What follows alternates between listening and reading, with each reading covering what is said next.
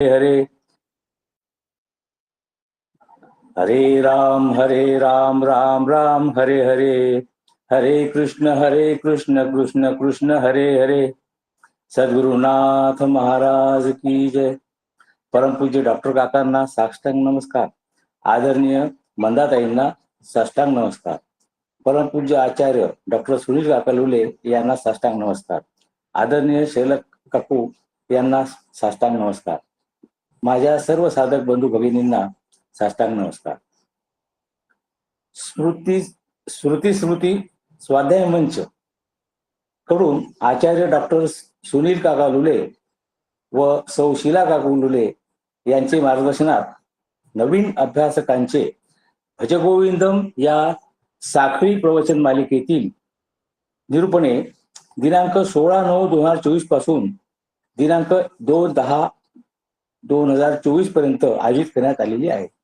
त्याप्रमाणे आज दिनांक 2/10/2024 ला समाप्तीची निरूपणे सादर करण्यात येत आहे। परमपूज्य श्री गुरु श्रीकृष्ण दत्तात्रय देशमुख उपाख्य डॉक्टर काका म्हणतात, समृद्ध पारमार्थिक जीवनाची अनुभूती येण्यासाठी प्रपंचाबद्दलची अनासक्ती गरजेची आहे। अनासक्तीमुळेच वैराग्य वृत्ती वाढीस लागते। वैराग्याच्या प्रबलतेतूनच ईश्वर भक्तीची आत्यंतिक ओढ निर्माण होते।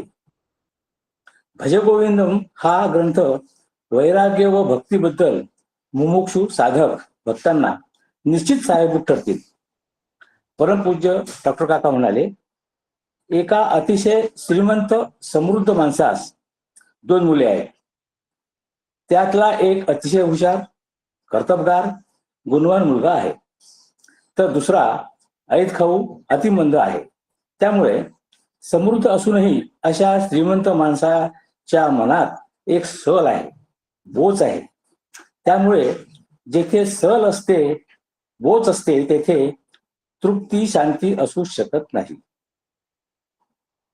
अशी सल सांभाळत जीवन जगणारा खरा समृद्ध असतो काय? समृद्ध जीवनासाठी तृप्ती शांती समाधान असणे फार महत्वाचे आहे। तृप्त असणारे, शांती समाधान असणारे जीवनच समृद्ध असते। हे सगळे पाहिल्यावर माझे जीवन समृद्ध आहे का हे प्रत्येकाने स्वतःच तपासले पाहिजे। खरे समृद्ध जीवन जगण्यासाठी भजगोविंदम आपल्याला मार्ग दाखवते। प्राप्त जीवन समृद्ध करण्यासाठी कला भजगोविंदम या ग्रंथाद्वारे आत्मसात करता येईल। त्यासाठी अधिकार प्राप्त करून घेतला पाहिजे। जीवनात काहीही मिळवण्यासाठी अधिकार असणे महत्वाचे असते। हा अधिकार प्राप्त करण्याला पूर्वतयाची जी व्यवस्था आहे भजगोविंदम आहे। परमपूज्य डॉक्टर काका म्हणाले, भजगोविंदमचा उपदेश काशी क्षेत्रात नदीकाठी बसून व्याकरणाचे नियम पाठ करणाऱ्याला केला आहे। आता नुसते व्याकरणाचे धडे पाठ करून मुक्ती कशी काय मिळणार? तीव्र मुमुक्षु असल्याशिवाय भक्ती करता येणार नाही। म्हणून भजगोविंदम मध्ये साम दाम दंड भेद हे 4ही प्रयोग आचार्यांनी वापरले आहेत। संत नेहमी आपल्याला आपल्यासारख्या व्यवहारात, ऐहिक संसारात अडकलेल्यांची डोकी ठिकाणावर आणण्यासाठी या 4ही गोष्टींचा प्रयोग करतात, जेणेकरून एखादा तरी कामी येईल, उपयोगी पडेल। साम प्रकाराने समजून सांगितले, दाम प्रकाराने याच्या अभ्यासाने काय मिळेल ते सांगितले आहे, तर दंड प्रकाराने असे जर केले नाहीस तर तुझे काय होईल हे पण दाखवून दिले आहे। असे 4 प्रयोग केल्यानंतर तरी आपण वठणीवर येऊन जागे हो। ज्यांच्यासाठी संसारात अडकून पडला आहेस त्यातले तुझ्या बरोबर काहीही येणार नाही असे तुकाराम महाराजही सांगतात ना। वठणीवर आल्यावर मात्र निराशा होता कामा नये। जीवनात टक्के टोणपे खाल्ल्यावर निराशा झाल्यावर माणूस परमार्थाकडे वळतो, पण निराशेची कारणे दूर झाल्यावर सगळे पूर्ववत होते. भजगोविंदम या ग्रंथाच्या अभ्यासाने हे अनुसंधान जमेल व मुमुक्षु जीवन जगता येईल. भौतिक ऐहिक समृद्धीमध्ये अनिश्चितता, भय, अशाश्वतपणा असतो. परमार्थिक समृद्धीमध्ये यातले काहीही नसते. प्रारब्धानुसार भौतिक समृद्धी मिळते, परंतु परमार्थिक समृद्धी मिळवावी लागते, कमावी लागते, ती कमावता येते. तुकाराम महाराज म्हणतात, ठायेची बैसोनी करा एक चित्त, आवडी अनंत आळवावा, न जाणे वनांतरा, सुखे येतो घरा नारायणा. या पद्धतीने गोविंदाचे भजन करावे.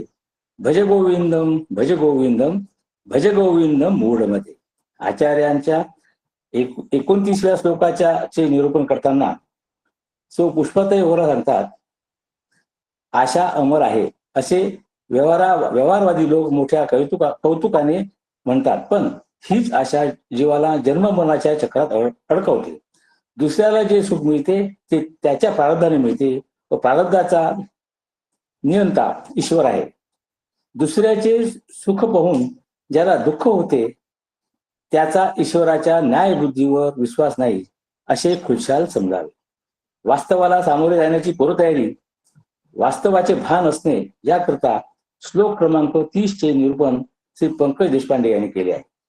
आचार्याच्या 30व्या श्लोकाचे निरूपण करताना श्री पंकज देशपांडे म्हणतात, वास्तविक जीव स्वतः सुखरूप असताना सुखासाठी विषयाकडे धाव घेतो व प्रारब्धाप्रमाणे जीवनात असतो.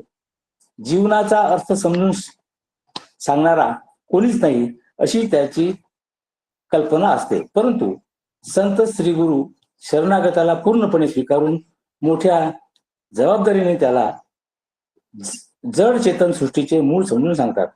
संत संगतीचा व परोपकाराचा विचार या बाबतचे निरूपण श्लोक क्रमांक 27 मध्ये सौ मीनाताई मारावार ह्या करीत आहेत.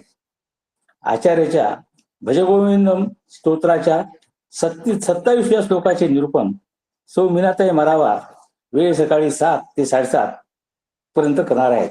त्या परमपूज्य आचार्य सुनील काका लोले यांच्या अनुग्रहित आहेत. त्या शिक्षकी पेशातून सेवानिवृत्त झालेल्या आहेत व आता त्या अध्यात्माच्या अभ्यासात रुजू झाल्या आहेत. त्या पांढरकवडा येथे अत्यंत यशस्वीपणे चालणाऱ्या मनोबोधाच्या अभ्यास वर्गात हिरिरीने भाग घेतात. श्री गुरूंना शरण जाऊन अंतःकरणात इतर प्राप्तीची तळमळ याबाबतचे अधिकचे स्पष्टीकरण श्लोक क्रमांक 32 व 33 मध्ये आहे. आचार्यांच्या भजगोविंदम स्तोत्राच्या 32 व 33व्या श्लोकाचे निरूपण डॉक्टर अनंत बागडे तुमसर वेळ सकाळी 7:30 ते 8 पर्यंत करणार आहेत. डॉक्टर अनंत बागडे व परमपूज्य डॉक्टर काकांचे बागडे हे परमपूज्य डॉक्टर काकांचे अनुग्रहित आहेत. त्यांनी सन 2000 मध्ये डॉक्टर काकाकडून अनुग्रह घेतला आहे. परमपूज्य आचार्य सुनील काका यांनी आपला व्यवहार आणि अद्वैत ज्ञानाचा लाभ डॉक्टर अनंत बागडे यांना सहवासातून प्राप्त करून दिला आहे. आदरणीय सौ मीनाताई मारावा यांना मी विनंती करतो की त्यांनी आपले निरूपणास प्रारंभ करावा. रामकृष्ण हरी.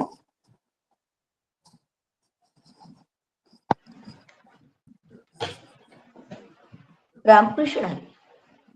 सदाशिवसमारंभां शंकराचार्य मध्यमाम् अस्मदाचार्यपर्यन्तां वंदे गुरुपरंपराम्. परमपूज्य सद्गुरु डॉक्टर काकांना साष्टांग नमस्कार करते. भजगोविंदम साखळी चिंतन मालिकेत मी श्लोक क्रमांक 27 चे चिंतन पुष्प आज जोडते आहे. हे मनुष्या, या जन्मामध्ये येऊन ते आत्मतत्व जाणलंस तरच तुझ्या जीवनामध्ये काही अर्थ आहे. आणि हे दुर्लभ शरीर मिळूनही मृत्यूपूर्वी जर तू हे तत्व जाणलं नाहीस तर तुझा महान नाश आहे. म्हणूनच मला सर्वांमध्ये आत्मतत्व पाहून जगावे लागेल. माझ्यासाठी ममत्व आणि अहम सोडून देणे उपयुक्त आहे. त्यासाठी मला सावध असावे लागेल. कारण सर्वजण शास्त्रानुसार बोलतील, वागतील असे नाही ना. यासाठी परमार्थ मला घडलाच पाहिजे. कठोपनिषद आपल्याला सांगतं, उत्तिष्ठत जाग्रत प्राप्तवरानि बोधन. अर्थात, हे मनुष्या, तू उठ, खडबडून जागा हो आणि श्रेष्ठ गुरूंना शरण जा. आत्मतत्वाची प्राप्ती करून घे, हाच जीवनाचा पुरुषार्थ आहे. सद्गुरू सुनील काका यांच्या अधिकारवाणीतून आपण सर्वांनी कठश्रवण केले, समजून घेतलं. नित्य नियमाने 7 ते 8 या वेळात ऑनलाईन सत्संग करणारे आपण सर्वजण भाग्यवान श्रोते आहोत. शैला काकू दासबोध आपल्याला समजावून सांगतात, त्याही सत्संगाचा लाभ आपल्याला मिळतो. यासाठी आचार्य मला भजगोविंदांच्या 27व्या श्लोकात 4 साधना करण्याची आज्ञा देतात. तो श्लोक असा आहे, गेयम गीता नाम सहस्त्रम ध्येयम श्रीपती रूपमजस्त्रम नेयन सज्जम संगे चित्तम देयम दीन जनाय च वित्तम. याचा सरळ अर्थ असा निघतो, साधकानं अर्थात मी श्रीमद भगवद्गीता व विष्णू सहस्त्र नामाचं पठण करावं, श्रीपतीच्या रूपाचं नित्य ध्यान करावं, चित्ताला सत्संगामध्ये न्यावं आणि दीनजनांना ध्यान द्यावं. आचार्य मला पहिल्या साधनात भगवद्गीता व विष्णू सहस्त्र नामाचं पठण अर्थात पाठांतर करावं, याचा अर्थ समजून घ्यावा, पारायण करावं. पण का, असा मला प्रश्न पडतो. त्यावेळी त्या अनुषंगिक मला माझं जीवन जगता आलं पाहिजे. भगवद्गीता प्राचीन, अलौकिक व अद्भुत ग्रंथ आहे. फक्त हिंदू धर्मापुरताच नव्हे, तर सर्व धर्मांना हा ग्रंथ अभ्यासता येतो. उदाहरणच घ्यायचे झाल्यास, पूर्वी न्यायालयात कार्य सुरू होण्यापूर्वी गीता ग्रंथावर हात ठेवून असे शपथ दिली जात असे, मी सांगेन ते सत्य सांगेन, ही प्रतिज्ञा दिली जाऊन नंतर कामकाजाला सुरुवात असेल. तर ती का, तर मानवी जीवनाचा इतका जवळून सर्वांगीण व सखोल विचार करणारा मानवी जीवनाच्या इतिहासातील हा एकमेव ग्रंथ आहे. तसेच गीतेत स्वरूपाच्या वास्तविकतेचं चिंतन मानव जातीचा उद्धार आहे. भगवद्गीता प्रत्यक्ष भगवंताच्या मुखातून आली आहे. ते मनुष्य नाहीत, हे मला या ठिकाणी समजून घ्यायचं आहे. गीतेत मानवी जीवनाच्या बहिरंगाची व अंतरंगाची पूर्णपणे मीमांसा केली आहे. मनुष्य जीवनाचं समग्र दर्शन विवेचन करणारा हा ग्रंथ जणू दर्पण आहे आणि याचाच अभ्यास मला संपूर्ण करावयाचा आहे. प्रत्यक्ष भगवंतांनी दयायुक्त, करुणायुक्त होऊन मला हा दिव्य उपदेश दिला आहे. तेव्हा पठण ही माझी साधना होय, ती केलीच पाहिजे. जीवन जगताना ती मला वापरता आलीच पाहिजे, तर मी शोकमुक्त होईल. यासाठी गीता अध्याय 2 सांख्ययोग या स्थितप्रज्ञाची लक्षणे हा अभ्यास आपण मुरगुडच्या शिबिरात प्रत्येकाने सांगून ऐकून व्यवस्थित श्रवण केला आणि त्याचं विवेचन सर्वात उत्कृष्ट शैला काकूंनी आपल्याला श्रुती स्मृती या मालिकेत भरपूर सांगितलेलं आहे आणि ते आपण समजून सुद्धा घेतलं आहे. पुढे मला आद्य शंकराचार्यांचे पहिले भाष्य विष्णू सहस्त्रनाम पठण करायचे आहे. हेही आचार्यांनी मला साधनेच सांगितलं आहे. याने वाणी शुद्ध, माझी वाणी व अंतःकरण शुद्धी होते. विष्णूंच्या नामातून त्यांचा महिमा मला गायचा आहे. ते ब्रह्म आहे. हा महिमा जीवाला विष्णू रूप करणारा आहे. त्याच्या अनेक विभूती सांगितलेल्या आहेत. हा महिमा गात असताना कळत न कळत माझा अहंकार त्यांच्या चरणी नतमस्तक होतो. माझं चंचल व अस्थिर मन ईश्वराच्या नामामध्ये दीर्घकाळ तन्मय, तल्लीन व तद्रूप होते. मनात भक्तीचा भाव जागृत होतो. त्यामुळे शब्दार्थ, भावार्थ, गुढार्थ जाणून घेण्याची माझी इच्छा होते. जीव ब्रह्म ऐक्याचे तत्वज्ञान मला लक्षात येते. ते मला माझ्या आचरणात वापरता आले पाहिजे. माझे हित कसे साधता येईल हे जाणून आचरण करता आले पाहिजे. त्यातून गूढ तत्वज्ञान जाणता आलेच पाहिजे. जसं माऊली पसायदानात सांगतात, आणि ग्रंथोपजीविये विशेष लोकिये दृष्टादृष्ट विजये हो आवेजी. यातील उपदेशाचं तंतोतंत अनुसरण करावं म्हणून आचार्य मला गीता व विष्णू सहस्त्रनामाचं पठण सांगतात. यापुढे आचार्य मला दुसरी साधना देतात. ध्येयम श्रीपती रूपमजस्त्रम. श्रीपती म्हणजे विष्णूचं ध्यान करावं, त्याच्या भव्य दिव्य व महान रूपाचं ध्यान, ज्याचं वर्णन कधीही संपणार नाही.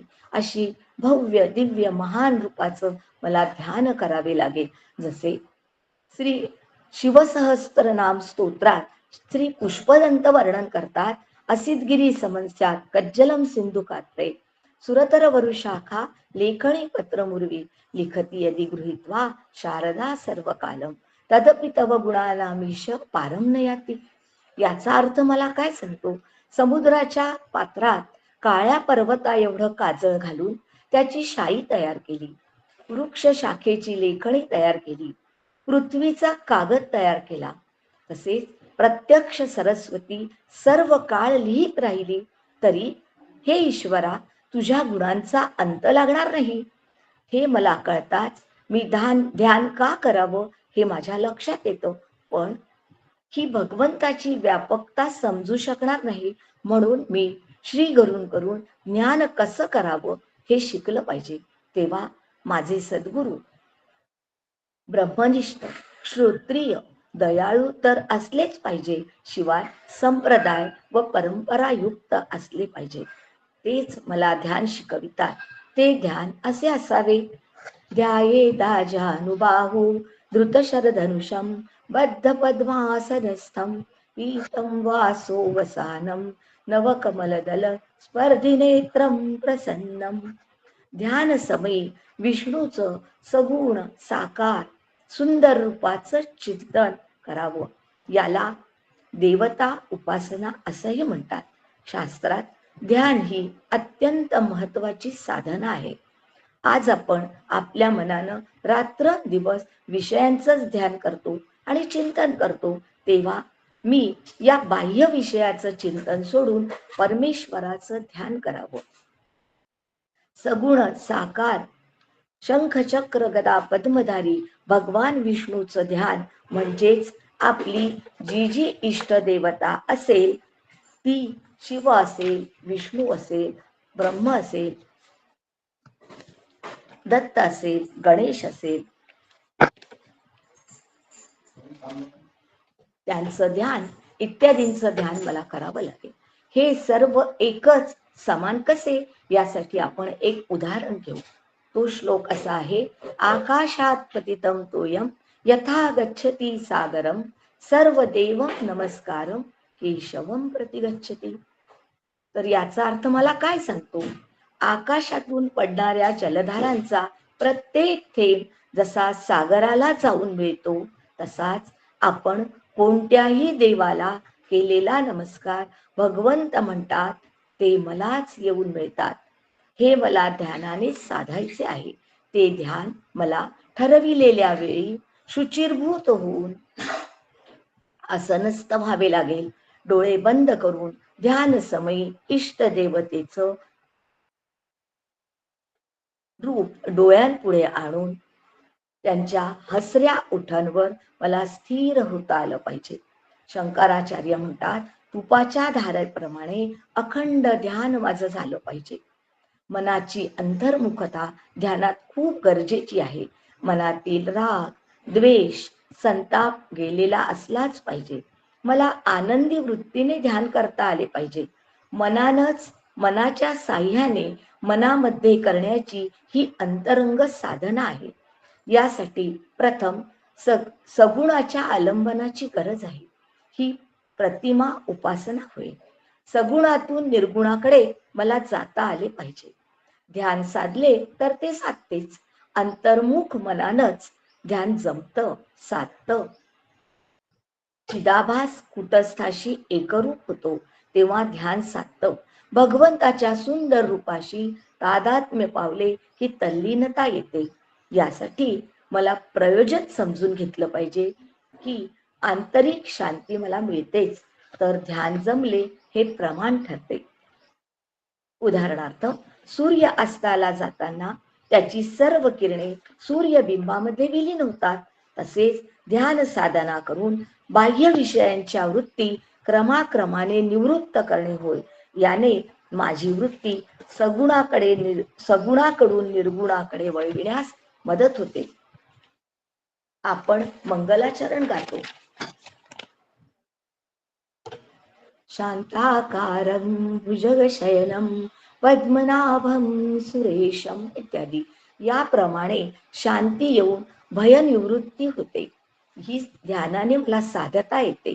ब्रह्मानंद स्वरूप भवभय हरण करणारा केवल ज्ञानमूर्ती सुख दुःख आदी द्वंद्वांपासून मुक्त आकाशासारखा निर्लेप गंभीर व तत्वमसी आदी महावाक्यांना जाणणारा, नित्य निर्मल अचल व सर्वदा साक्षी रूप, सर्व भावांपासून मुक्त आणि त्रिगुण रहित सद्गुरूंना मी नमस्कार करते.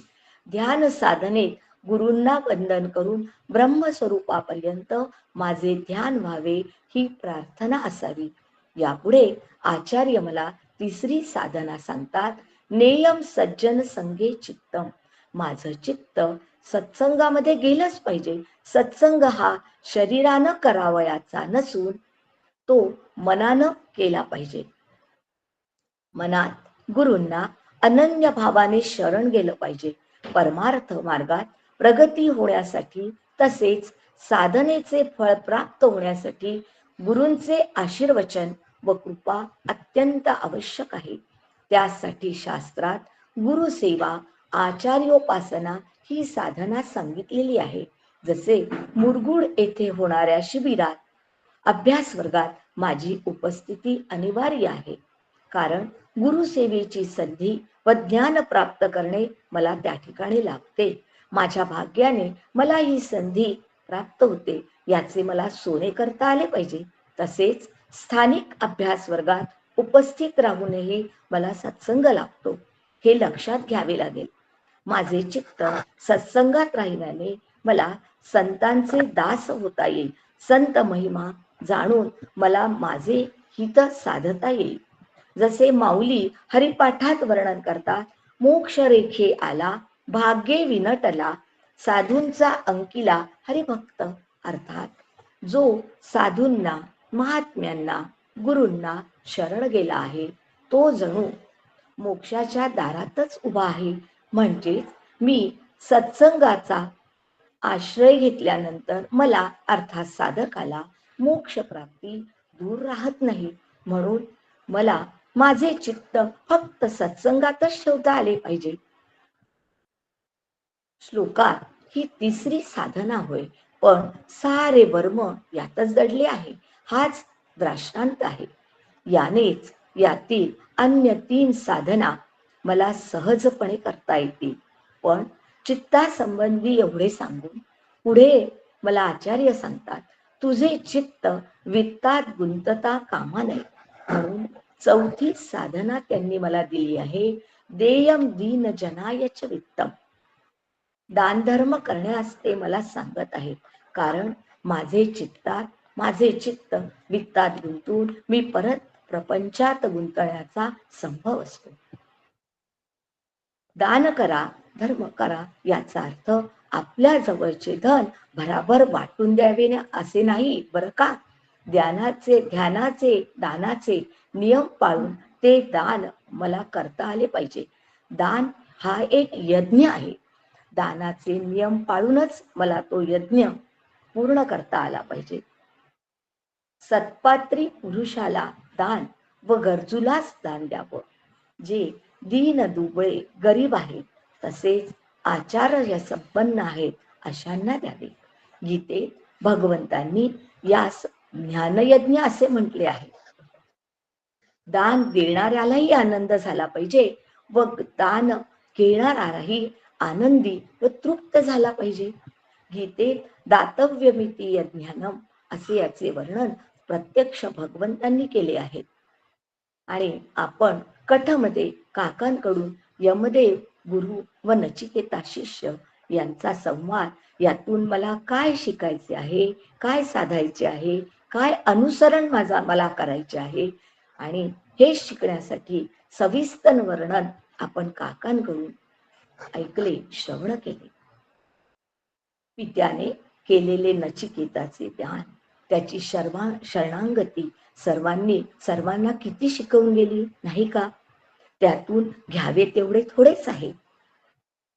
असे ज्ञान आपल्याला मिळविता आले पाहिजे, ते वापरता आले पाहिजे आणि माझेही मलाच साधता आले पाहिजे. दान हे माझे उचित कर्तव्य आहे असं मानून जो आपल्यावर प्रत्युपकार करणार नाही अशा पुरुषाला योग्य पवित्र स्थानामध्ये पवित्र काळामध्ये सत्पात्री व्यक्तीला दिलं जातं. त्याला सात्विक ज्ञान असं म्हणतात. दान श्रद्धेनं अत्यंत नम्र विनयशील भावानं केलं पाहिजे. आपल्या घरातील निरुपयोगी अडगळलेल्या वस्तू दुसऱ्याला देणं हे दान नव्हे बरं का? दान ही अंतःकरणाची पवित्र वृत्ती आहे. त्या वृत्तीमध्ये माझ्या विषयासक्तीचा व भोग लालसेचा त्याग होतो. तसेच मी दान करतो ही अहंकार वृत्ती माझी कमी होते, गर्व कमी होतो. दान घेणारा माझ्यावर उपकार करतो हे जाणलं पाहिजे. माझी संचय वृत्ती कमी झालीच पाहिजे. यासाठी मला वस्त्रदान, अन्नदान, भूदान, गोदान, धनदान, समयदान, ज्ञानदान इत्यादी प्रकारचं दान करता येतं आणि करण्यास मी योग्य आहे हे जाणून मी ते केलंच पाहिजे. यासाठी गोंदवलेकर महाराजांचं आपण उदाहरण घेऊ. एकदा गोंदवलेकर महाराज आईला घेऊन काशीस जाणार होते. काशीला जाण्यास अवघे 2 दिवस उरले आणि महाराजांना आई म्हणाली, बाळा आपण कसं रे जायचं? आपल्या घराचं कोण बघणार? हा त्या काळातली कथा असल्यामुळे घराला कुलूप लावण्याची पद्धत नसेल. आता महाराज तर महान होते, संत होते. ते आईला शांतपणा म्हणाले, अगं आई एवढंच ना, असं म्हणून ते घराबाहेर पडले आणि काही वेळाने त्यांच्या घरात एक एक व्यक्ती येऊ लागली आणि म्हणू लागली आईला. आईकडे बघून हसली, नमस्कार केला. जी हवी तीच वस्तू घेऊन परत जाऊ लागली. असे होता होता अनेक व्यक्ती आल्या आणि सगळं घर कसं रिकाम झालं. आणि त्यानंतर सरते शेवटी महाराज घरात आले आणि आईला म्हणाले, आई मिटली ना ग तुझी काळजी? चल आता काशीची तयारी कर, आपण जाऊया. त्या काळी आपण लॉकर काढणं, चौकीदार ठेवणं या सोयी नसतील, पण तरी सुद्धा महाराजांनी आईला किती शांतपणे आणि घर मोकळं करून काशीला नेऊन आनंद दिला. पण आज मी असं करू शकणार नाही. लॉकर, चौकीदार या सोयी करूनच मला घरातून बाहेर पडावं लागेल. तर मला काय करता येईल? जीवन जगत असताना याच विषयांचा अभ्यास करून माझ्या आचरणात मला कसं आणता येईल आणि मला परमार्थात कसं पुढे जाता येईल हे लक्षात घ्यावं लागेल. असं साधं उदाहरण आहे. प्राथमिक विभागात मी शिक्षिका असताना त्यात भाकरीची गोष्ट हा 4थ्या वर्गातल्या मुलांना गद्यपाठ अभ्यासाला होता. त्यात ती आई बाळाला म्हणते, बाळा तू का रे आज भाकरी पाण्यात टाकलीस? भाकरी पोळी अर्थात जे काही असेल ते. तर ते बाळ न खाता तोंड मिटतो. त्याला आई समजून सांगते, अरे बाळा या भाकरी करण्यास किती जणांची मदत यात लागली आहे तुला कल्पना आहे काय? किती जणांचे कष्ट आहेत? अरे बाबा शेतकऱ्याला काय काय करावं लागतं? तुझ्या पानातली भाकरी तू टाकतो आहेस, तोंड मिटतो आहेस, पण तुला हे नाही कळत की मला काय त्यातून जाणून घ्यायचंय.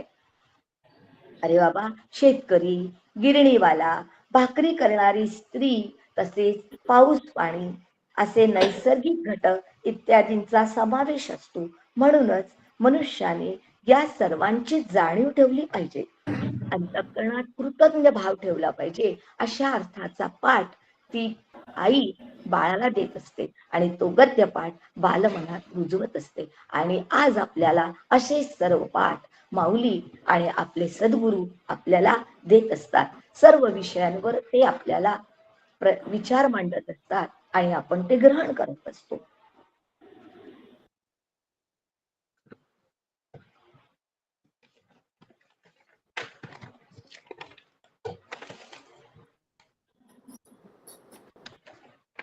जो साधूंना, महात्म्यांना, गुरूंना शरण गेला आहे, तो जणू मोक्षाच्या दारातच उभा आहे. म्हणजे मी सत्संगाचा आश्रय घेतल्यानंतर मला म्हणजे साधकाला मोक्ष प्राप्ती दूर राहत नाही. म्हणून मला माझे चित्त फक्त सत्संगातच ठेवता आले पाहिजे.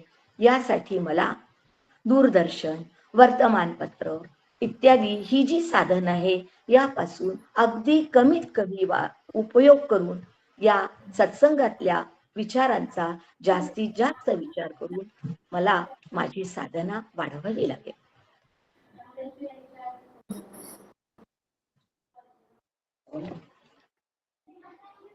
माझे उचित कर्तव्य कोणते, मला हे जाणलेच पाहिजे.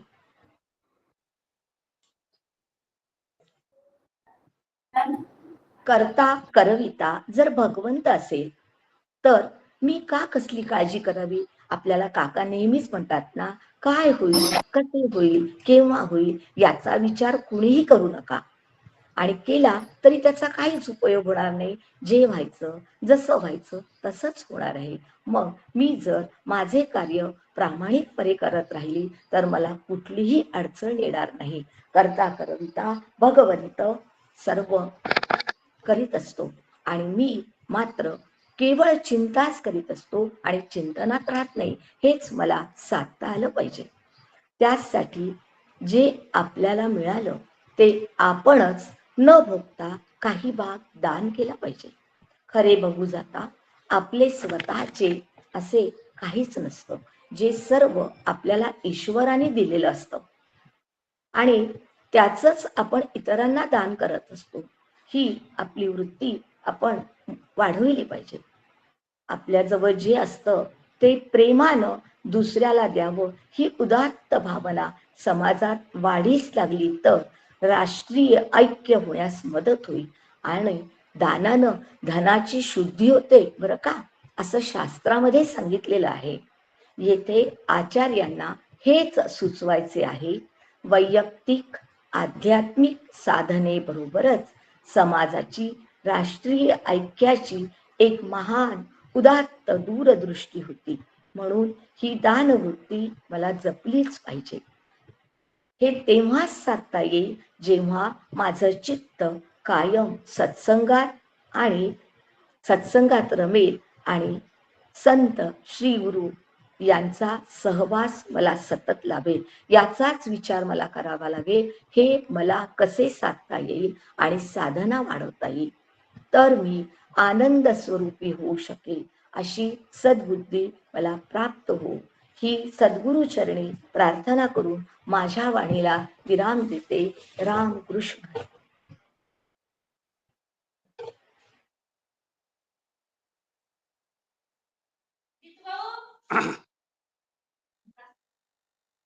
चालू झालं. सद्गुरुनाथ महाराज की जय. आज माझ्याकडे विवेचनासाठी 2 श्लोक आलेले आहेत. आपला हा उपक्रम आहे, या उपक्रमाचा जो सुरुवात केली त्याचा आज उपसंहार आहे. आणि उपसंहार म्हटल्यानंतर उपसंहार जेव्हा कुठला उपक्रम येतो तेव्हा वेद सगळे धन्यवादाचे लागतात आणि त्यामुळे आपलं अवधान बिघडतं. आजही तसंच आहे. आज सर्व पितृमोक्ष अमावस्या आहे, सण आहे, त्यामुळे अवधान बिघडण्यासाठी भरपूर कारण आहेत आपल्याजवळ. आणि या अवधानाचंच महत्व सांगणारं असा श्लोक आहे. आणि असा तो श्लोक घेऊया आपण. प्राणायामं प्रत्याहारं नित्य विवेक विचारं जाप्य समेत समाधि विधानं पूर्ववधानं महदवधानं गुरुचरणाम्बुज निर्भर भक्तः संसाराचिरात् भवमुक्तः सेन्द्रिय मानस नियमादेवं द्रक्ष्यसि निसहृदयस्तदेवं भज गोविन्दं भज गोविंदम गोविंदम भज मूढमते गोविंदम भज मूढमते. आतापर्यंतच्या सगळ्या श्लोकामध्ये आचार्यांनी सगळ्या आचार्यांनी आतापर्यंत सगळे साधना सांगितलेल्या आहेत.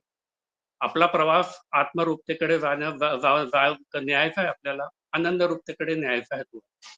आणि त्याच्यासाठी प्रत्यक्ष आता साधन सांगत आहे. आणि साधन सांगताना प्राणायाम प्रत्याहार अशी त्रिसूची आहे. काका सुद्धा आपल्याला त्रिसूची नेहमी सांगत असतात, नाम ध्यान तत्वज्ञान. आणि साधारणतः या 3 मध्ये संपूर्ण साधनांचा समावेश हा गृहीत धरायचा आपल्याला. काव्यामध्ये संपूर्ण याचं वर्णन लिहिणं किंवा शक्य नसतं, शब्दांची मर्यादा असते. तर त्यामुळे याला आपण साधन समुच्चय असा हा शब्द वापरूया आपला. आणि या साधन समुच्चयाकडे करताना आचार्यांनी एक ज्ञानबाची मेघ टाकलेली आहे. आणि ती ज्ञानबाची मेघ आहे पूर्वधानन महदवधानम, पूर्ववधानम महदवधानम. की तू लक्षपूर्वक अवधानपूर्वक ध्यानपूर्वक सर्व पूर्ण चित्त एकाग्र करून या साधनांवर लक्ष दे. आता इथे द्विरुक्ती सांगितलेली आहे. द्विरुक्ती म्हणजे 2 वेळा. तर 2 वेळा काय काय का बरं विचार केलेला आहे? ज्या ठिकाणी आपण वारंवार त्याचं आठवण देतो, द्विरुक्ती करतो, त्या क्षणी ते अत्यंत महत्वाची ती गोष्ट असते. एक साधारण उदाहरण घ्यायचं राहिलं की लॉकरमध्ये किंवा तिजोरीमध्ये आपल्याला मौल्यवान ज्वेलरीज पाठवायची आहे. तर आपण मुलाला सांगतो, अरे जरा सांभाळून बघ तिथं बरोबर व्यवस्थित ठेव, कुठे हे लागू नको, कुठे थांबवू नको, गेला लॉकर मध्ये तर कुलूप बंद केलं की नाही, व्यवस्थित बरोबर सगळं पडताळणी करून बघ. आणि आल्यानंतर त्याला परत विचारतो की तू हे सगळं केलं की नाही. तर तसं आपण समजून जायचं आहे की पूर्ववधानम महादवधानम आचार्यांनी का म्हटलेलं आहे इथे. बरं, हे फक्त आचार्यांनीच नाही म्हटलेलं आहे, सगळ्या संतांनी तेच एक वाच्यता आहे.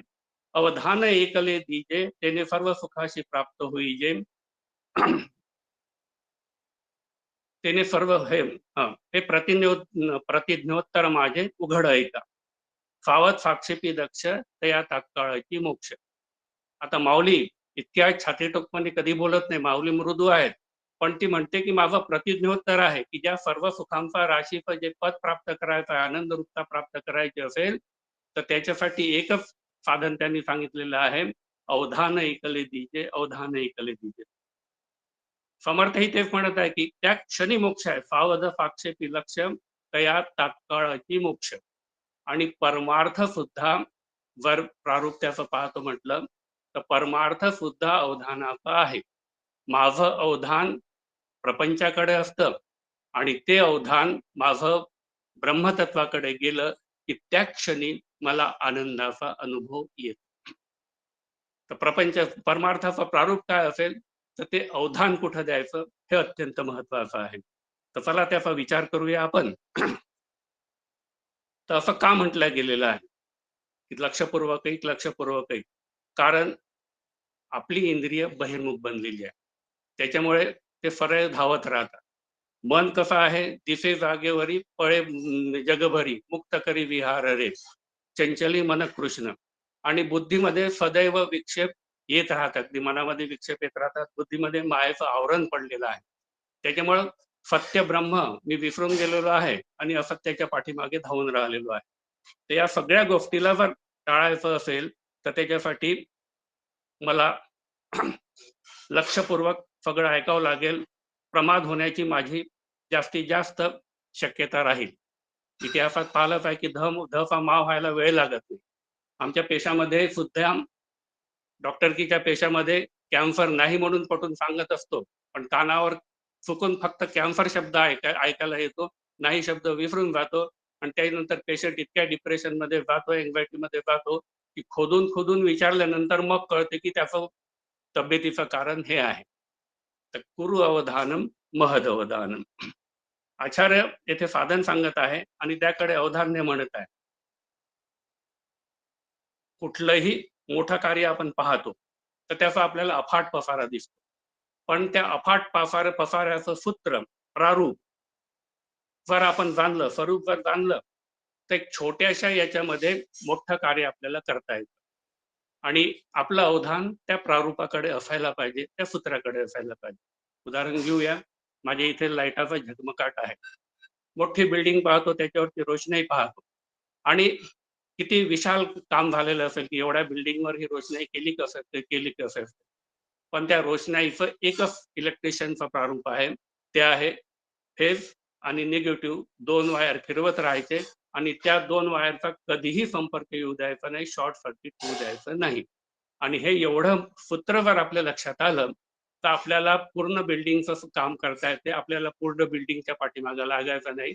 माझ्या घरामध्ये जो अंधार पडला खोलीमध्ये तो अंधार जावा एवढ्यापर्यंतच मी सीमित असलं तरी चालतं. तसंच परमार्थाचं प्रारूप जर जाणलं तर परमार्थाचं प्रारूप विशाल आहे. काकांनी म्हणतात की परमार्थ इतका फावळा गोंधळ कुठेही नाहीये. कोणी म्हणतो हे कर नाना पंथ जगदमे निज निज गुण गावे, गुरु होय जो सबका सार बतावे. तर इतका प्रपंच गोंधळाचा आहे. कोणी म्हणतं हे कर, कोणी म्हणतं ते कर, कोणी म्हणतं ते कर, कोणी म्हणतं ते कर. कुठेही एक वाच्यता कुठे दिसत नाही, एवढा गोंधळ आहे. पण आचार्यांनी स्वतः सांगितलं आहे की हा अफाट जरी दिसत असेल परमार्थ तरी तो संक्षिप्तही आहे. आणि संक्षिप्त कसं सांगितलेलं आहे त्यांनी, एवढ्या शास्त्र लिहिल्यानंतर आचार्य म्हणतात की हा पूर्ण परमार्थ एका सिद्धांताभोवती फिरतो आहे आणि एका सिद्धांतात सांगितलेलं आहे, श्लोकार्धेन प्रविक्षामि यदुक्तम ग्रंथ कोटिभिः ब्रह्म सत्य जगन मिथ्या जीव ब्रह्मेव नापरा. आता परमार्थ किती संक्षिप्त आलेला आहे की जितक्या काही प्रक्रिया आहे, कुरअवधानम महावधानम, या सिद्धांतावर लक्ष केंद्रित करून साधनारूढ होणे याला कुरअवधानन म्हणतात. की प्रारूप काय आहे, ब्रह्म सत्य जगन मिथ्या जीव ब्रह्मेव नापरा. एका थोड्याशा शास्त्राचा किंवा एका जरी आपण ग्रंथाचा अभ्यास केला तरी मला माझं परमहित साधून घेता येतं. जगाच्या कल्याणा संतांच्या विभूती काका म्हणतात तो मी नाही. तर त्याच्यामुळं आपल्या समोर आता प्राप्त वेळामध्ये, सन्निहित काळामध्ये ह्या गोष्टी मला प्राप्त करून येतात, कारण मला प्रारूप कळलं तर गोष्ट प्रॅक्टिकेबल होते, गोष्ट अप्लिकेबल होते. चला पुढे सरकूया आपण की या माध्यमातून आपल्याला काय सांगितलं जाते आहे. ते इथं साधन सांगितलेलं आहे. प्राणायामम प्रत्याहारम नित्यानित्य विवेक विचारम जाप समेत समाधी विधानम कुरअवधानम महदवधानम. साधन सांगितलेलं आहे. तर काय सांगितलेलं आहे की मला निज स्वरूपाची प्राप्ती करून घ्यायचं आहे, आनंदाचा ठेवा प्राप्त करून घ्यायचा आहे. आणि आपला उपसंहारित्व आहे. उपसंहार काय आहे, द्रक्षसी निजम हृदयस्थ देव. तर जो देव आहे तो देव माझ्या हृदयातच आहे आणि त्याला मला बघायचा आहे. हा आपला उपक्रमाचा उपसंहार आहे. तर त्याला साधायचं असेल तर त्याला बाहेर शोधून जमणार नाहीये, त्याला शोधावं लागेल. तर त्याला आपल्या अंतरामध्ये शोधावं लागेल आणि त्यासाठी लागेल तर त्यासाठी आपल्याला चैतन्य वृत्ती जी आहे ती बाहेर धावत असते. आपली मन आहे चंचल, आताच बघितलं की ते रजोगुणाचा बनलेला, वायू तत्वाचा बनलेला आहे आणि चंचलत्व असल्यामुळे इंद्रिय तर बहिर्मुखी बनलेलीच आहे. तर त्यामुळे ते सदैव बाहेर होत राहील आणि अंतर्निष्ठता माझी सदैव दूर राहील.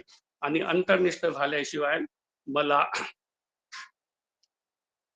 आत्मानुभव येण्याची, हृदयस्थ निज हृदयस्थ देवाचं दर्शन होण्याची मला शक्यता नाहीये. तर त्यासाठी काय करावं लागेल, मला चैतन्य वृत्ती अंतर्मुख कराव्या लागतील. आणि समर्थही म्हणतात, अंतर्निष्ठ तितुके तरले, अंतर्भ्रष्ट तितुके बुडाले. तर आता माझं साधन कुठे झालं पाहिजे? माझं साधन आता अंतर्निष्ठ होण्यासाठी मला काहीतरी करावं लागेल, आणि त्या कारण याच्यासाठी सांगितलेलं आहे, प्राणायाम सांगितलेला आहे. प्राणायाम करून माझ्या चित्तवृत्ती ज्या आहेत त्या बाहेर धावून राहिलेल्या आहेत, त्यांना मला अंतरंगाकडे आणायचं आहे.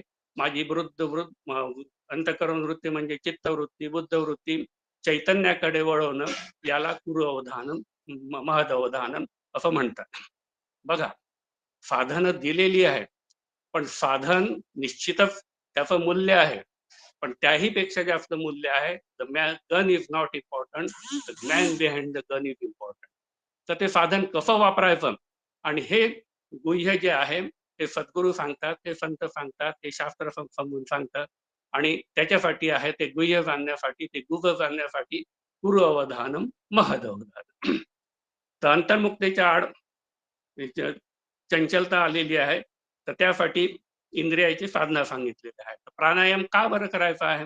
तर प्राणायामांचा आपला उद्देश हाच असला पाहिजे की ते अंतर्मुक्तकडे वळते आहे की नाही.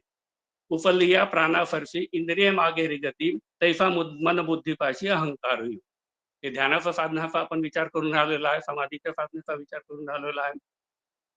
तर प्राण आहे, प्राणाने जसं संकुचित झाले, प्राणशक्ती जर कंट्रोलमध्ये आली तर इंद्रिय माघारी येतात. इंद्रिय माघारी आली की मनबुद्धी आपोआप त्याच्या पाठीमागे येते, आणि मनबुद्धी जेव्हा पाठीमागे आले तेव्हा अहंकाराला काहीही काम उरत नाही, आणि त्याच्यामुळे चित्ताचा चैतन्यात लय व्हायला वेळ लागत नाही, आणि तो समाधीचा अनुभव आपल्याला भेटतो. हे ध्यानामागचं सूत्र आहे. तर ते समाधीचा अनुभव घेतो आहे की नाही आपण, याकडे लक्ष ठेवणं पूर्ववधानम, महादवधानम. बघा, साधनं विविध आहेत, आणि त्यामध्ये आपण कधी कधी भरकवून जातो अगदी. तर भरकावून न जाता त्याचा उद्देश समजणं आपल्याला नितांत आवश्यक आहे. बघा, साधन करताना दोन गोष्टी महत्वाच्या लक्षात ठेवायच्या. साधनाचा आग्रह नसावा, साधनाचं जे साध्य आहे त्या साध्याचा आग्रह असावा. मला काय करायचं आहे? अंतर्मुख व्हायचं आहे, समाधीचा आत्मानुभवाचा अनुभव येण्यासाठी करायचा आहे. होतं काय की साधनाचा आग्रह इतका वाढून जातो की एक नवीनच अहंकार त्याच्यात तयार होऊन जातो. की ध्यान करायला बसलो तर ध्यानच करत राहील, आणि तो नामवाल्याला त्याच्या नावाने कुठेतरी काहीतरी बोलत राहील, आणि काय होईल, एक नवीनच भेद तयार झालेला आहे. मला जायचं आहे, भेदातून अभेदाकडे जायचं आहे, आणि परमार्थात आता काय तयार होऊन राहिला, मी नामी आहे, मी ध्यानी आहे, मी तपी आहे, मी जपी आहे, अशा पद्धतीचा एक नवीनच भेद तयार होऊन राहिलेला आहे. तर लक्ष कसावं, साधनांचा आग्रह नसावा, साध्याचा आग्रह आपल्याला असावा. साध्य जे आहे ब्रह्मरूप होणं, हे माझं साध्य आहे. दुसरं, साध्य वस्तूचा आग्रह नसावा, सिद्ध वस्तूचा आग्रह असावा. गोष्ट घेऊया, आपल्याला समजणार नाही ती. तर सिद्ध वस्तू कोणती आहे? नित्यप्राप्त जे परब्रह्म आहे ते सिद्ध वस्तू आहे. बाकी जे आहे ते कर्तृतंत्र आहे, आणि परब्रह्म जे आहे ते वस्तुतंत्र आहे. ते नित्य उपलब्धच आहे, त्याला प्राप्त काही करायचं नाही आहे, म्हणून नित्य प्राप्ताची प्राप्ती असा शब्द वापरलेला गेलेला आहे. होतं काय की आमचा कधी कधी सिद्ध वस्तूचा आग्रह सुटून जातो आणि साध्य वस्तू प्राप्त करतो. एक साधक होते, 12 वर्ष तपश्चर्या केली, गुरूंनी सांगितले, आणि गुरुला भेटायला आले. गुरुला भेटायला आल्यानंतर त्यांनी सांगितले की माझं तपश्चर्याचं बळ किती वाढलंय बघा. हुशारकी वाटतच असतं आपल्याला, की सांगावं, कौतुक व्हावं असं वाटतच असतं. त्यांनी सांगितलं की बघा, मी तुमच्या भेटीसाठी नाव भेटत नव्हती, तर मी की नाही पाण्यावरून चालत आलो. झालं. गुरुजी म्हणाले, हे घे, चाराने घे म्हणे. का म्हणे? अरे, तू एवढ्या दुरून हे करत आला, आपल्या 12 वर्षाची सिद्धी तू चाराण्याच्या नावाड्यासाठी तू वाया घालवली. ती चाराने त्याला दिले असते तर तुझा प्रवास त्याच्यासाठी होऊन गेलेला असता. साध्य साध्य जे असावं ते सिद्ध रूप असावं, सॉरी, वस्तुतंत्र असावं. तर सिद्ध वस्तूचा आग्रह आपल्याला असावा. बघा, आता थोडस एकाग्रतेने आपण थोड्याशा काही गोष्टी बघूया आपण. ध्यानाचा समाधीचा विषय चालू आहे. समाधीमध्ये चित्ताचा चैतन्यात लय झाला पाहिजे. मी मन नाही, मी बुद्धी नाही, मी चित्त नाही, मी अहंकार नाही, मी चार देह नाहीये, मी पंचकोश नाहीये, आणि असं सगळ्यांचा निराश करता करता मला सोचा सुद्धा निराम करायचा आहे. सोहम, असोहम इथपर्यंत गोष्टी आलेल्या आहेत. तर सोहमचा सुद्धा जपा मरे अचपा मरे मरमर जाय जपा मरे अचपा मरे अनहद भी मर जाए, सुरती समानी शब्द में वागर काल न काय. तर स अहमचा सुद्धा स मध्ये लय झाला पाहिजे, तर ती आपल्याला निवृत्त समाधी आपल्याला भेटेल. चला थोडस पुढचा विचाराचा आज साधन सांगितलेलं आहे. तुमचं साधन सांगितलेलं आहे नित्यानित्य विवेक विचार. तर पुढचं साधन का सांगितलेलं आहे? समाधीमध्ये सदैव राहणं नाही, एकाग्रवृत्ती सदैव राहणं नाहीये. तर त्याच्यामुळे जगतामध्ये यावं लागेल, आणि जगतामध्ये आलं तर ती व्यग्रता वाढणार आहे, आपली समाधी स्थिती वाढणार आहे, तर वृत्ती आपली भरकटणारच आहे. उदाहरण आहे, हिमालयामध्ये रामजी वशिष्ठ सोबत गेले, 2000 वर्षापूर्वीचा तिथे समाधीस्थ माणूस सापडला, समाधी उत्थान झालं, मेरी बक्षिसी निकालो. तर अशा पद्धतीची समाधी हा आपला परमार्थाचा उद्देश निश्चितच नाहीये. काका बुद्धी सांगतात, बाध समाधीचा आग्रह काका धरतात आहे. सहज समाधि चलते हलते सब कामों में रखना है, सदा आत्मानंद की मस्ती पल पल में अनुभवना है, अपने आत्म के चिंतन में हरदम जागृत रहना है. आणि ती बाध समाधी साधायची असेल तर त्यासाठी आपल्याला विरक्ती लागेल, वैराग्य लागेल, आणि त्या साधण्यासाठी आपल्याला नित्य अनित्य विचार करावा लागेल. तर दुसरं साधन दिलेलं आहे, नित्य अनित्य विवेकाचं साधन दिलेलं आहे. तर नित्य काय अनित्य काय, विवेक म्हटल्यानंतर निवड हा शब्द आलेला आहे. तर निवड योग्य काय निवड करतच असतो आपण. तर इथे नित्य काय अनित्य काय याचा निवड आपल्याला करायची आहे. तर जे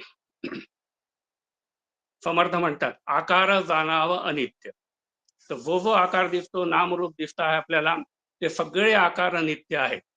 आणि त्याचा त्याग का करावा?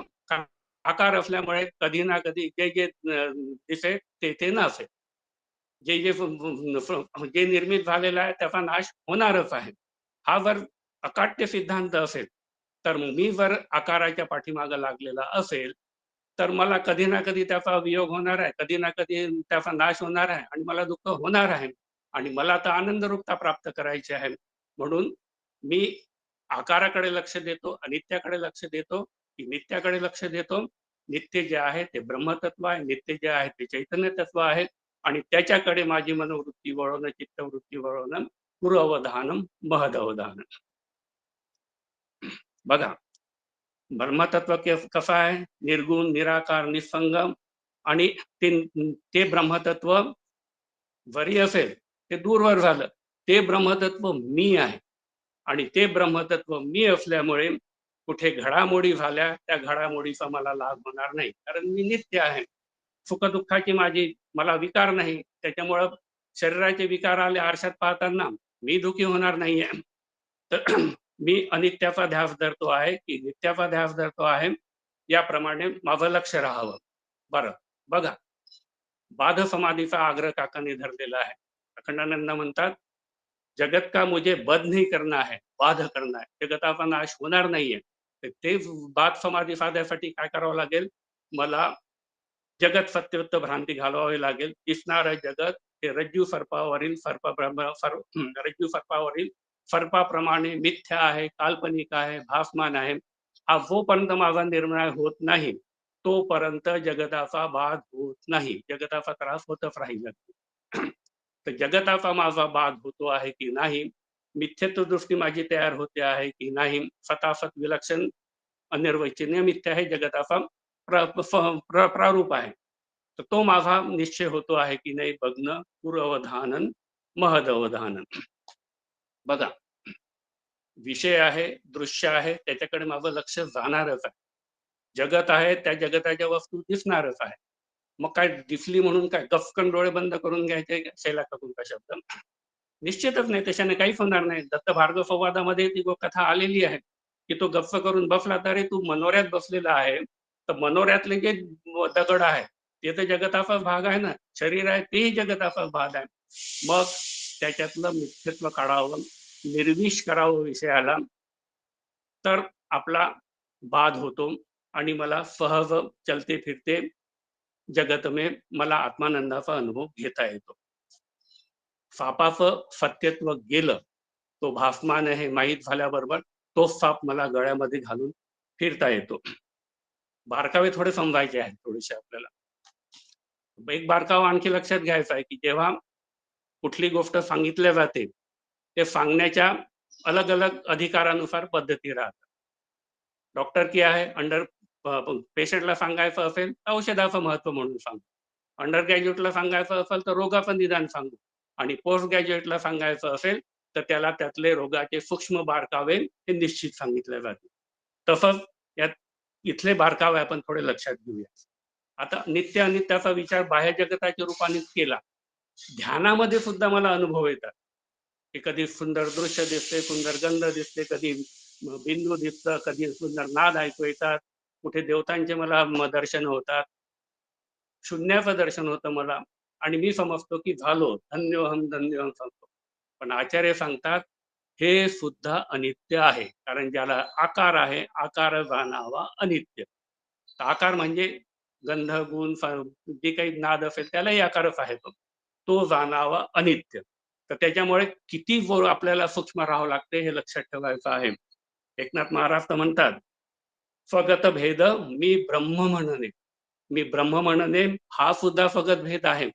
शून्य हा सुद्धा हे आहे, कारण शून्याच्या प्रकाशकाकडे मला जायचं आहे. शून्य जरी मला जाणून राहिलाय तर शून्याचा प्रकाशक कोण, तर या पद्धतीने पूर्वधानम महदवधानम. तिसरी महत्वाची गोष्ट आपण पटकन घेऊया. इथे सांगितलंय जाप समेत समाधी निधानम, आणि शैला काकू आणि सुनील काकांनी दोघांनीही त्यावेळी विशेष भर देऊन त्यावर विवेचन केलेलं आहे. त्याचंही आपण महत्व बघूया. जप करतो तेव्हा एक जप करणारा असतो, त्याला जापक म्हणतात. एक जप असतो ज्याचा जप केला जातो, आणि जप ज्याचं आपण अनुसंधान करत असतो. ही त्रिपुटी आहे. जप करताना ही त्रिपुटी आपली गेली पाहिजे. जाप्याची एकरूपता साधणं हा माझा जपाचा उद्देश असला पाहिजे. जाप्य मी जपलं पाहिजे. जपणं म्हणजे सांभाळून ठेवलं पाहिजे. जप करायचा असतो, जाप्य सांभाळायचं असतं. नामाच्या बोधामध्ये मला नाम घेता आला पाहिजे, कारण नाम हे सहज सुलभ साधन मोक्षाचे करा ठेवून भाव. तर माझं अशा पद्धतीने नाम होत आहे की नाही बघा. याच्यावर ग्रुपवर पंकज म्हणून मी आवाज दिला की तुमचा ऑडिओ बंद करा, असं म्हटल्याबरोबर जितके पंकज नावाचे असतील ते सगळे कानटाव करून पाहतील आणि ऑडिओ बंद होतो आहे की नाही हे बघायला जातील. तर नाम आणि नामीचा अभेद आहे, तर तो माझा होतो आहे की नाही अशा पद्धतीने. नाही तर जप काय होत राहतं की कोटी संख्या होत राहते, एकाग्र करायसाठी जातो आहे आणि व्यग्रता काका सांगतात मण्यामध्ये माझी व्यग्रता आहे, मेरू मण्याकडे माझी अग्रता व्यग्रता आहे, जप किती झाला याच्याकडे व्यग्रता आहे.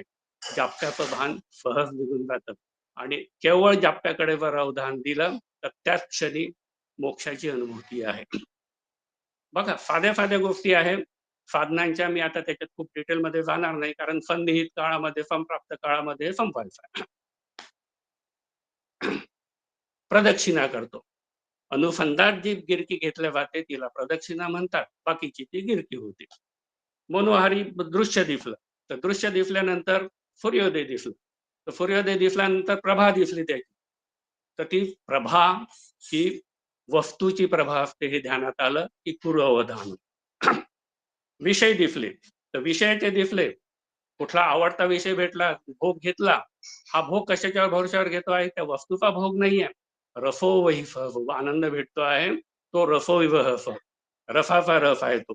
एखादी अनिच्छ गोष्टी भेटली तर ते आल्याबरोबर आपण तिरस्कार करायला लागतो की बा ही गोष्ट भेटली नाही, ही गोष्ट भेटली नाही. त्या क्षणी पटकन आठवण आली पाहिजे, जैसा हृदयामध्ये मी रामू असता सर्व सुखाचा कामू का भ्रांतासी कामू विषयावरी, सर्व सुखाचा आरामू का भ्रांतासी कामू विषयावरी. आरशासमोर उभा राहिलो आणि चित्र दिसलं माझं, त्याबरोबर पटकन लक्षात आलं पाहिजे की हे जे अवस्था बदल होऊन राहिलेलं आहे ते मी नाही आहे, त्याचा साक्षी मी आहे. ज्ञान अज्ञान मला सतावायला लागलं तर प्रत्येक ज्ञानाच्या पाठीमागे ज्ञानरूप तत्व आहे. मला ज्ञान होत आहे, सीसीटीव्ही कॅमेरा आहे म्हणूनच घडामोडी दिसते, एवढं लक्षात ठेवा. ज्ञान होत आहे म्हणजे ज्ञानरूप तत्व आधीच विद्यमान तिथे आहे आणि ते ज्ञानरूप तत्व मी आहे याचं भान ठेवणं म्हणजे पूर्वधानम आहे. जे जे दिसे भूत ते ते जाणीजे भगवंत, हा विभूतिक मला आठवायला पाहिजे. वस्तू दिसली त्याच्यामध्ये मी रंगून गेलेलो आहे, तर या विभूती माझे गुप्त चैतन्य असे सर्वगतम, हे जर माझ्या लक्षामध्ये आलं तर पूर्वधानम महदवदन साधलेलं आहे. हरितालिका करतो आहे मी, तर हरितालिकेच्या हरीच्या तालात मला नाचायचं आहे, हे जर भान राहिलं तर माझं पूर्वधानम महदवधानम. तर या सगळ्या पद्धतीने आपल्या लक्षात येईल. परिचय द्यायचा असेल तर परिचय, मी डॉक्टर आहे अनंत बांगडे असा परिचय देण्यापेक्षा मला त्या क्षणी आठवलं की देहबुद्ध्यातु दासोहम, हा जर माझा परिचय मला देता आलं तर पूर्वधानम महदवधानम मला साधलेलं आहे. चला आपण तुमच्या पुढच्या श्लोकाकडे वळूया. संपूर्ण मांडणी करणं शक्य नाहीये, तर मग आता आचार्य पुढच्या ह्याच्यात सांग बोलत आहे. आपल्या साधनेचे हे तीर आपल्या हातामध्ये आलेले आहेत. अनेक साधना आपण करून राहिलेलो आहे. काय झालेलं आहे, भात्यात माझ्या तीर शरब जमा झालेल्या आहे, खिशात माझ्या बंदुकीच्या गोळ्यात आले. भात्यात कितीही तीर असले किंवा खिशात कितीही बंदुकीच्या गोळ्या असल्या तरी लक्ष्यभेद करण्यासाठी त्याला धनुष्यातूनच चालवावं लागतं, त्याला बंदुकीसारख्या प्रक्षेपणातूनच चालवावं लागतं. त्याचप्रमाणे आतापर्यंत जितकी सहकारी बहिरंग अंतरंग साधन सांगून झालेली आहे, ती आपल्या मनाने करून, वाचून, ऐकून किंवा दुसऱ्याच्या माध्यमातून ऐकून केल्यासारखं जरूर वाटेल, पण जे घडायचं आहे ते होणार नाहीये. आणि आपल्याला घडायचं काय आहे, द्रक्षचिन्ह हृदयस्थम देव, आपलं गंतव्य ते आहे. निज हृदयस्थ देवम हे आपलं गंतव्य आहे. तर ते निश्चितच होणार नाहीये आणि त्याच्यासाठी बंदुकीसारखा प्रक्षेपक आपल्याला लागणार आहे आणि तो प्रक्षेपक म्हणजे आपले श्री गुरु आहेत. बघा, आतापर्यंत सगळ्या श्लोकामध्ये सूक्ष्म रूपाने श्री गुरूंचं वर्णन चालू होतं. भज गोविंदम भज गोविंदम गोविंदम भज मूढमते. गोविंद हे गोविंदपाद हे आचार्यांच्या श्री गुरूंचं नाव आहे. पण आता प्रत्यक्ष इथे श्री गुरूंचा उल्लेख, श्री गुरूंचं आगमन इथं होत आहे. आपणही बोलूया सद्गुरुनाथ महाराज की जय. तर काय म्हणत श्री गुरूंचं आगमन कसं होत आहे, गुरुचरणांबुज निर्भर भक्त संसारात अचिरात भवमुक्त सेंद्रिय मानस नियमा देव द्रक्षसे निज हृदयस्थ देव. गुरूंच्या चरणा कमलावर श्रद्धा ठेवून निर्भर राहा. त्याचे फळ म्हणजे तू लवकरात लवकर भवसागरातून मुक्त होशील आणि गुरु शरणागत राहून बरं हुकूम तू साधन करशील तर हृदयाचा आत्मचैतन्याचा तुला अनुभव येईल. काकांनी सुद्धा श्लोक क्रमांक 6 मध्ये गुरुमीमांसा सांगितलेला आहे. शास्त्रामध्ये जीवमीमांसा, देहमीमांसा, जगतमीमांसा, ईश्वरमीमांसा, ब्रह्ममीमांसा सांगितलेली आहे आणि काकांनी त्याची गुरुमीमांसा सुद्धा सांगितलेली आहे. आणि माऊली सुद्धा म्हणते, जर परमार्थाचा वृक्ष जर बहिराचा असेल तर जाण म्हणून जाण तेने गुरु भजीजे, तेने कृतक कार्य होईजे, जैसे शाखा पल्लव मूळ सिंचने शाखा पल्लव संतोषी. आग्रहाने सांगितलेलं आहे की यामधलं मुख्य दुवा कुठला असेल तर ते आहेत श्री गुरु, म्हणून जाणतेने गुरु भजीते. गुरुमीमांसा आपण करूया. अथा तो गुरु जिज्ञासा, मीमांसा चिकित्सा. तर चिकित्सा रोगाची चिकित्सा करून औषध देत असतो. आपण फक्त दुकानातून जाऊन औषध घेऊन येत असतो. त्याचे परिणाम आपल्याला माहितच आहे की काय होतात. तर चिकित्सा म्हणजे काय करायचं आहे, श्री गुरु काय आहेत, श्री गुरु कसे आहेत, श्री गुरु शिवाय तरणोपाय नाही आहे, त्यांना शरणागत जावं लागणार आहे आणि शरणागती म्हणजे कसं, या सगळ्या गोष्टीची चिकित्सा म्हणजे गुरुमीमांसा होय. तर आपण थोडी करूया आपल्या प्राप्त वेळामध्ये.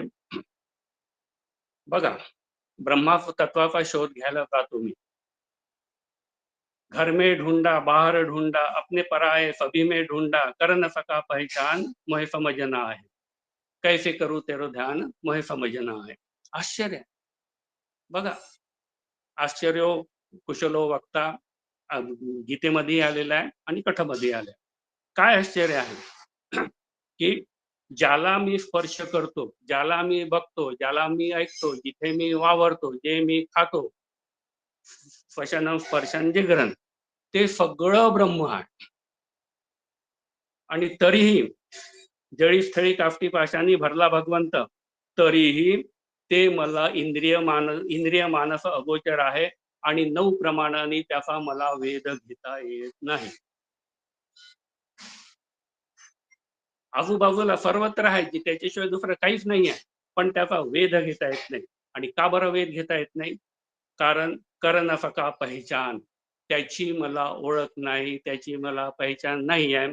आणि त्याची पहिचान कोण करून देऊ शकतो? कारण ब्रह्म निर्गुण निराकार अरूप अलग असं आहे.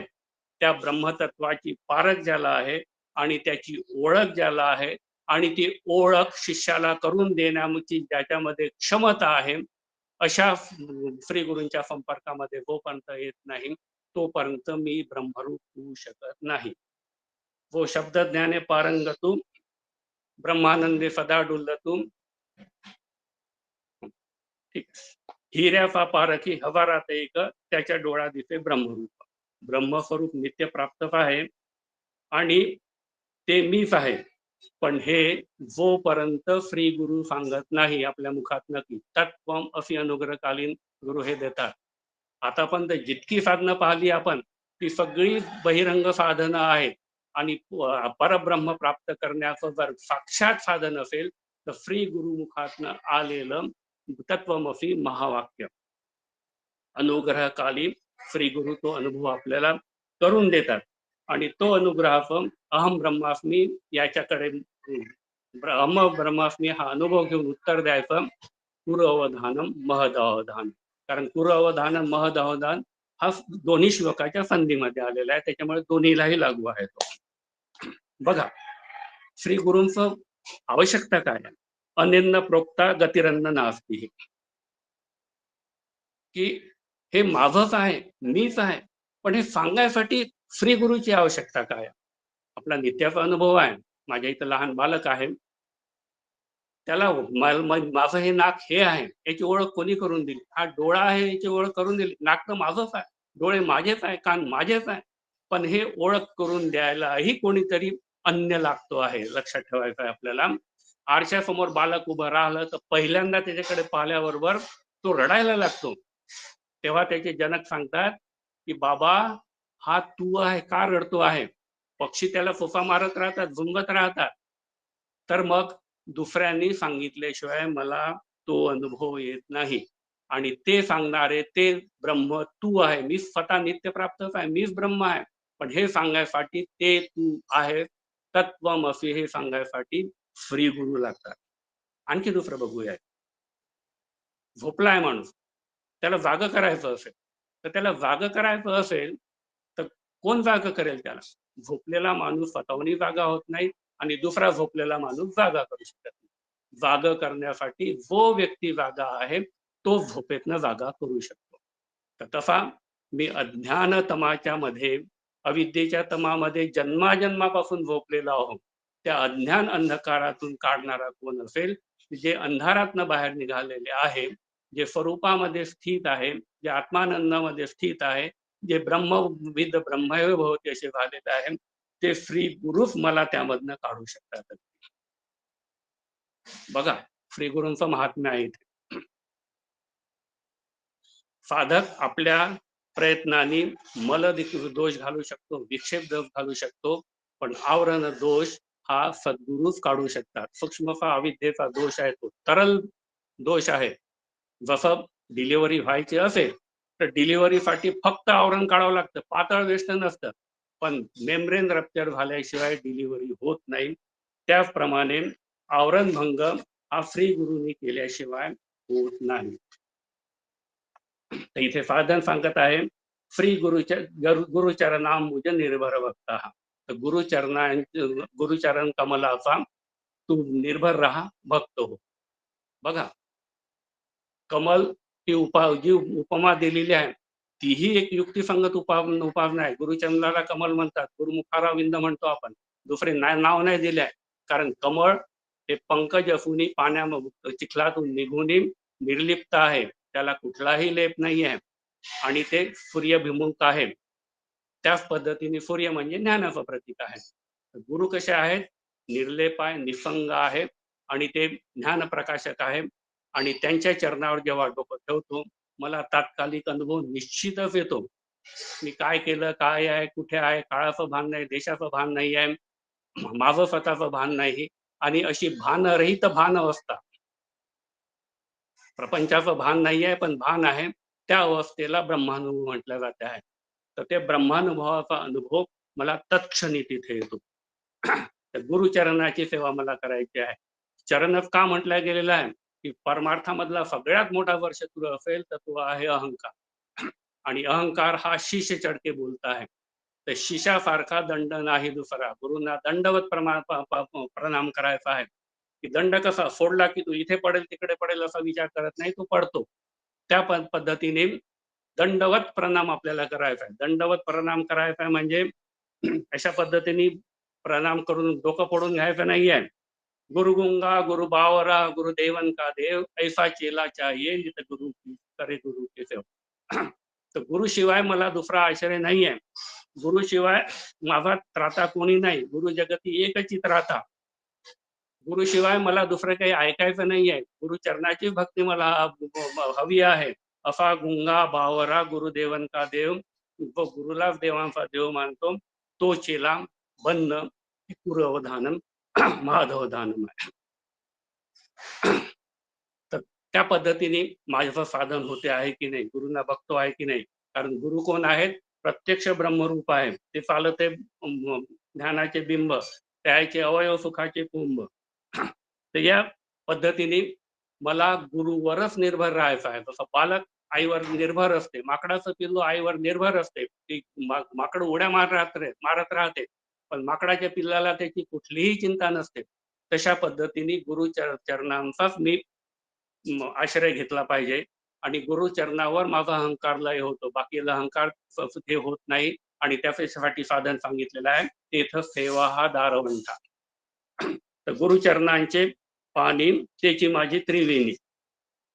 तर या पद्धतीने आत्मनिर्भर होऊन अनन्य आश्रय, माझे आश्रय कसे राहतात बघा. मी निर्भर असतो का?